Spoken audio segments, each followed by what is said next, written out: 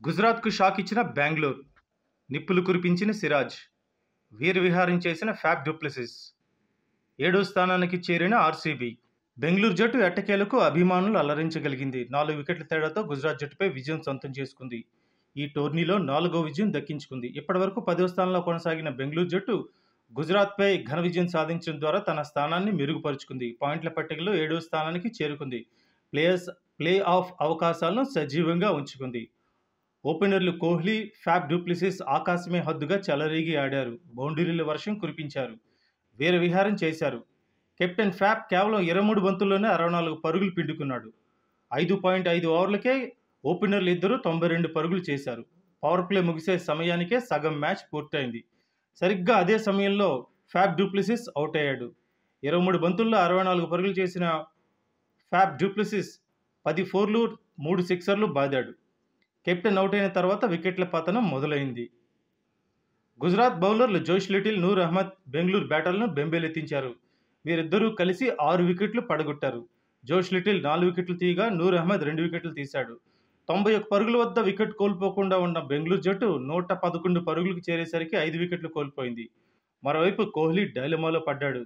ఒకరి తర్వాత ఒకరు త్వరగా పెవిలియన్ చేరుతుండటంతో షాక్ తిన్నాడు. ఈ క్రమంలో కోహ్లీ కూడా నూర్ అహ్మద్ బౌలింగ్లో అవుట్ అయ్యాడు. కోహ్లీ కేవలం 23 బంతుల్లోనే 2 ఫోర్లు, 4 సిక్సర్లు బాది 42 పరుగులు చేశాడు.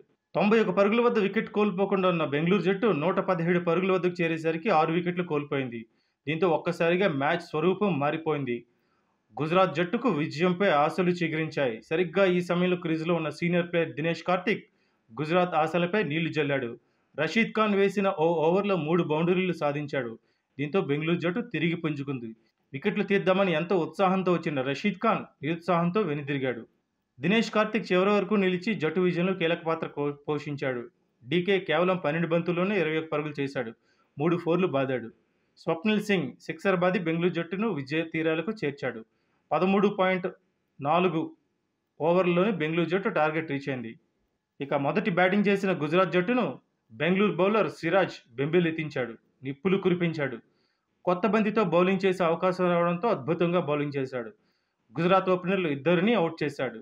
వృద్ధిమాన్ సాహా 1 పరుగు చేసి అవుట్ అవ్వగా శుభ్మన్ గిల్ కేవలం 2 పరుగులకే పెవిలియన్ చేరాడు. ఆ తర్వాత వచ్చిన సాయి సుదర్శన్ కూడా సింగిల్ డిజిట్కు పరిమితం అయ్యాడు. కెమెరన్ గ్రీన్ బౌలింగ్లో అవుట్ అయ్యాడు. పవర్ ప్లే ముగిసే సమయానికి గుజరాత్ జట్టు 3 కీలక వికెట్లు కోల్పోయింది. 3 వికెట్లు కోల్పోయి డిఫెన్స్లో పడిన గుజరాత్ జట్టును షారుఖ్ ఖాన్, డేవిడ్ మిల్లర్లు ఆదుకున్నారు. వారిద్దరూ మంచి భాగస్వామి నెలకొల్పారు. ఈ క్రమంలో డేవిడ్ మిల్లర్ అవుట్ అయ్యాడు. మరో 7 పరుగుల తర్వాత షారుఖ్ ఖాన్ కూడా వికెట్ కోల్పోయాడు. చివరిలో రాహుల్ తెవాటియా, రషీద్ ఖాన్, విజయ్ శంకర్ తదితరులు స్కోర్ పెంచే విధంగా ఆడారు. దీంతో గుజరాత్ జట్టు 147 పరుగులు చేయగలిగింది. తక్కువ టార్గెట్తో బరిలో దిగిన బెంగళూరు జట్టు మరో 38 బంతులు ఉండగానే టార్గెట్ రీచ్ అయింది. ఈ మ్యాచ్లో అద్భుతంగా బౌలింగ్ చేసిన Mohammed Siraj player of the award దక్కించుకున్నాడు.